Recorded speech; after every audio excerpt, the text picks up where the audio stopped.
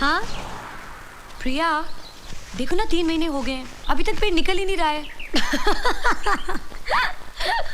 मधु, 3 महीने में नहीं, 5-6 महीने के बाद ही निकलना शुरू होता है।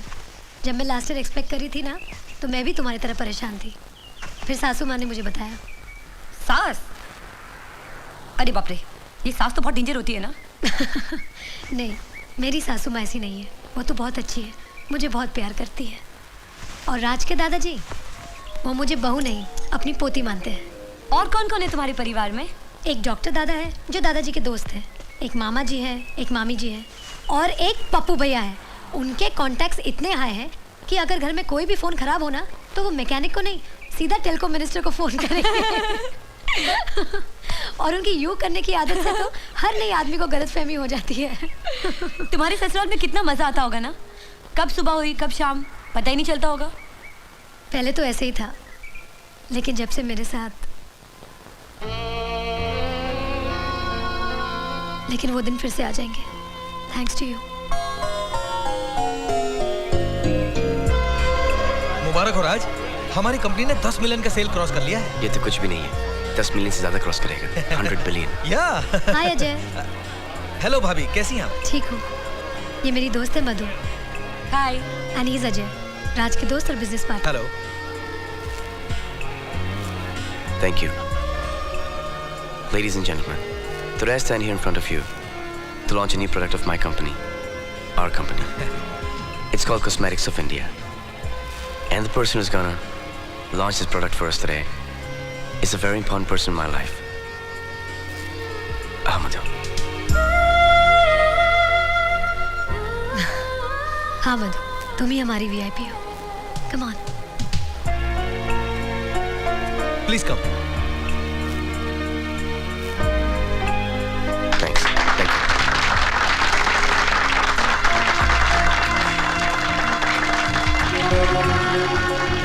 ए सेठ, इधर आना।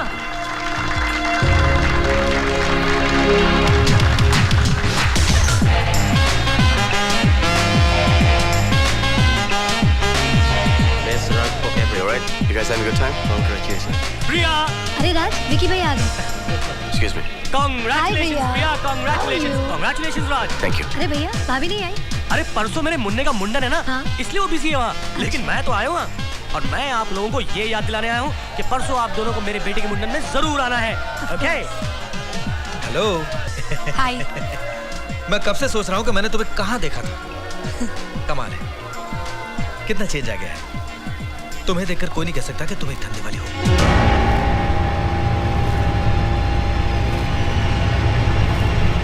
तुम्हें किसने बताया? मेरे और राज के बीच कभी कोई सीक्रेट नहीं रहती।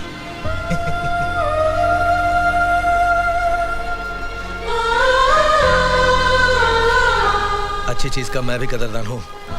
माल अच्छा हो तो पैसे की फिक्र नहीं करता। जैसे ही राज से फुर्सत मिल जाए तो आ जाना।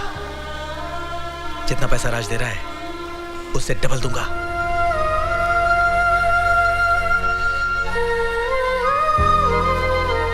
ओके। ओके?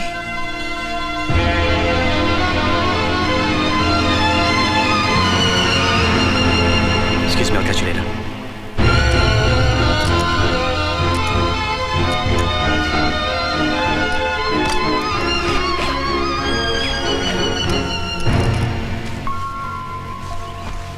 तुम पार्टी छोड़ के यहाँ क्यों चली गई? मुझे यहाँ नहीं रहना, मैं वापस जा रही हूँ। क्यों, क्या हुआ? किसी ने कुछ कहा?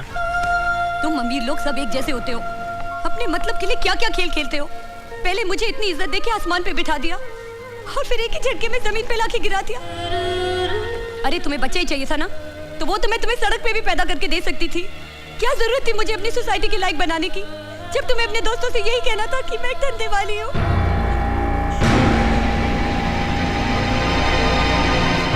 इतना चीप तो मुझे तब भी नहीं लगा जब मैं धंधा करती थी, जितना कि आज लग रहा है। क्या अजय ने तुमसे कुछ कहा?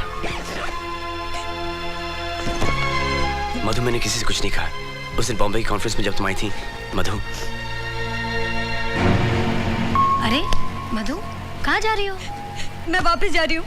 उसने अपने दोस्त से कहा कि कि मैं प्रेग्नेंट हूँ और डांस नहीं कर सकती। मधु, राज और मैं तुम्हारे दोस्त हैं, तुम्हारे वेल विशर्स हैं। हम लोग कभी तुम्हें ऐसी बात नहीं कहेंगे जिससे तुम्हारा दिल दुखे। तुम्हें डांस करना है ना, आओ। नहीं, मुझे कोई डांस नहीं करना।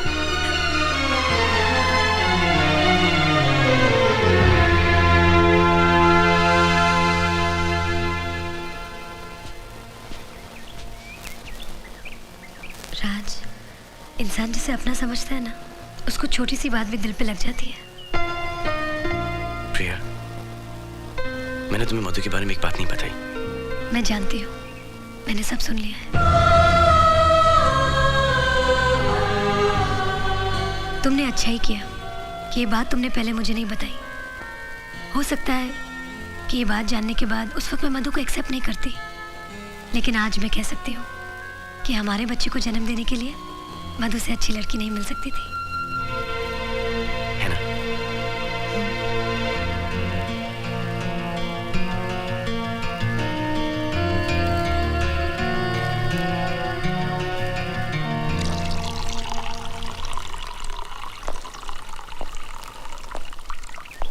मधु कैसी है? मैं अभी अभी उसके रूम से आ रही हूँ। वो अब तक नाराज़ है। अगर हम दोनों उसे अकेला छोड़ के मुंडन के लिए चले गए तो उसे बहुत बुरा लगेगा।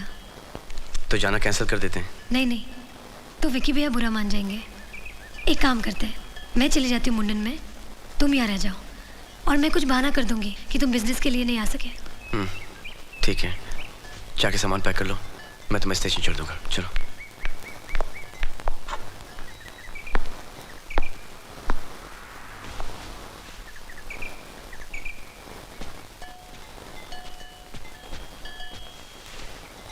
ये लो, जूस पी लो।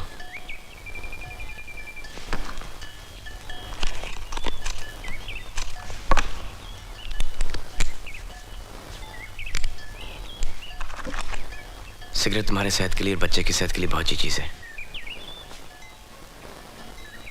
देखो मधु, मैं जानता हूं कि तुम अपसेट हो, लेकिन जब तुम बम्बई की कॉन्फ्रेंस में आई थी, जिस तरह के तुमने कपड़े पहने थे, जैसे तुमने बिहेव किया, वो अजय भी वहीं पे मौजूद था। जब ये बात मैंने अपनी बीवी प्रिया को नहीं बताई, तो अजय को क्यों बताऊंगा? इसके बाद भी ऐसा लगता है कि मुझसे कोई गलती हो गई। I'm sorry.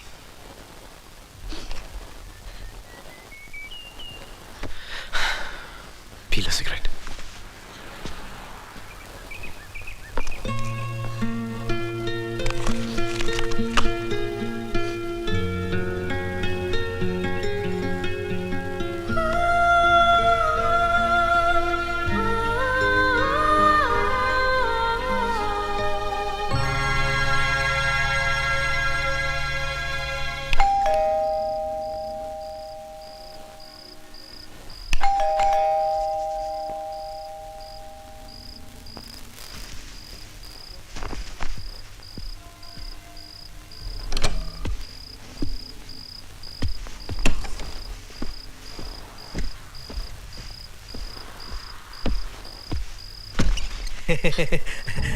हाय, नहा रही थी?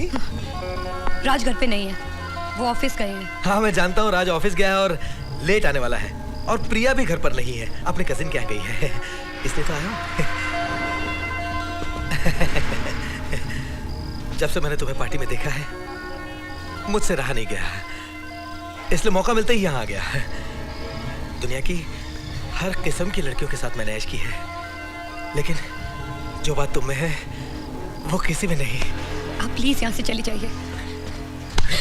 हाँ समझ गया, तुम राज के कॉन्ट्रैक्ट में हो इसलिए तुम्हें टेंशन है। मेरे और उसके बीच कोई प्रॉब्लम नहीं है। वो मेरा बिजनेस पार्टनर ही नहीं बल्कि बचपन का दोस्त भी है, उससे कोई ऑब्जेक्शन नहीं होगा। Let's not waste time now.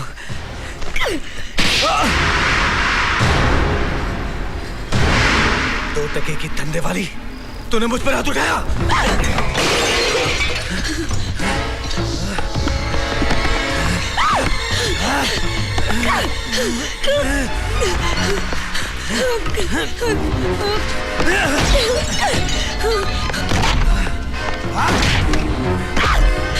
चलो उठ, इधर।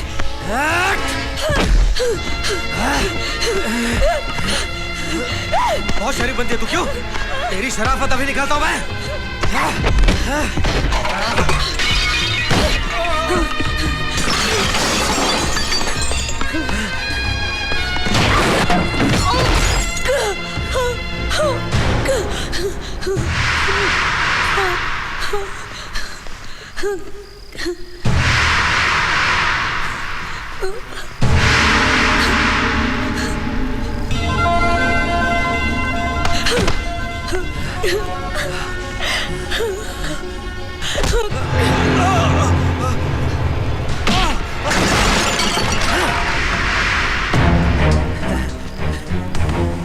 राज, मैंने सोचा था कि क्या सोचा? रेप करेगा? रेप करेगा? हाँ? क्या कर रहा है राज तू? रेप करेगा? मेरी बात तो सुन राज। रेप करेगा? राज, राज, राज मेरी बात तो सुन। राज मेरी राज, क्या कर रहा है तू? एक 2 टके की धंधे वाली के लिए तू मुझ पर हाथ उठा रहा है। ये तुझे 2 कौड़ी की धंधे वाली दिखाई देती? मुझे तो नहीं दिखाई दी। तुझे कैसे दिखाई दी? तुझे कैसे दिखाई दी? कैसे दिखाई दी तुझे? राज, ऐसी लड़की के लिए तू अपने बचपन के दोस्त पर हाथ उठा रहा है।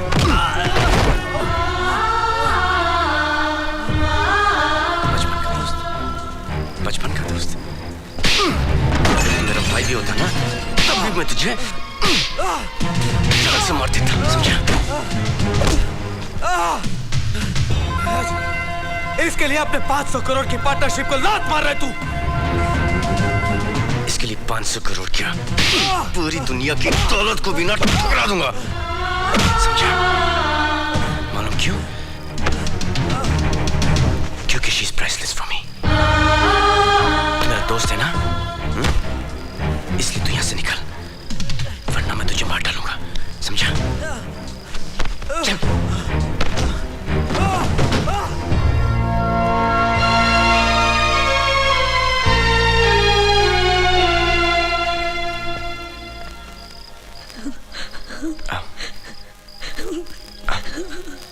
अच्छा,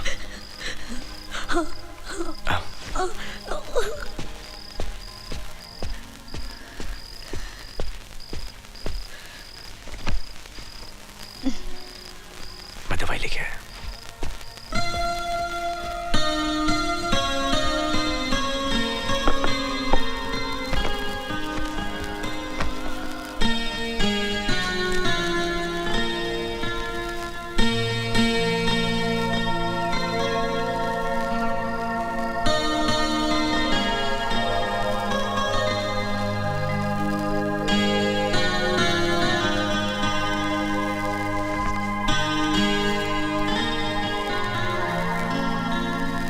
किसी भी चीज की जरूरत पड़े तो बुला लेना, ओके?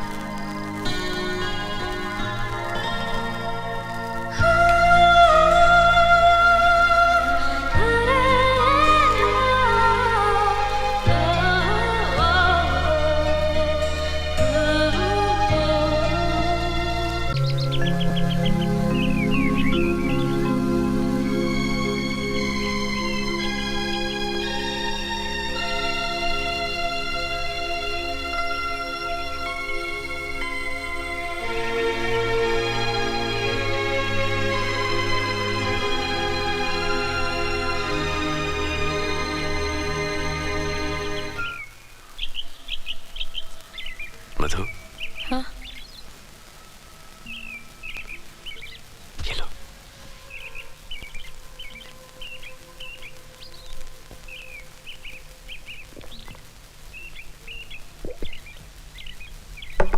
क्या सोच रही थी? अपना बचपन याद कर रही थी। जब मैं छोटी थी ना, मेरी माँ हमेशा मुझे कहानी सुनाया करती थी कि एक गरीब लड़की थी। एक दिन उसके पास सफेद घोड़े पे एक राजकुमार आया और उसे अपनी दुल्हन बना के ले गया, और फिर उसके सारे सपने पूरे हो गए। मैं भी सोते जागते यही सपना देखा करती थी। जब मैं बड़ी हुई तो मेरे लिए सफेद घोड़े तो नहीं, लेकिन बहुत सारी सफेद गाड़ियां आई। उनमें से बहुत सारे राजकुमार भी उतरे, लेकिन कोई मुझे ले जाने नहीं आया। सब मुझे खरीदने आए। तब मुझे एहसास हुआ कि ये तो बचपन में बच्चों के लिए एक परी कथा थी। असली में ऐसे थोड़ी होता है।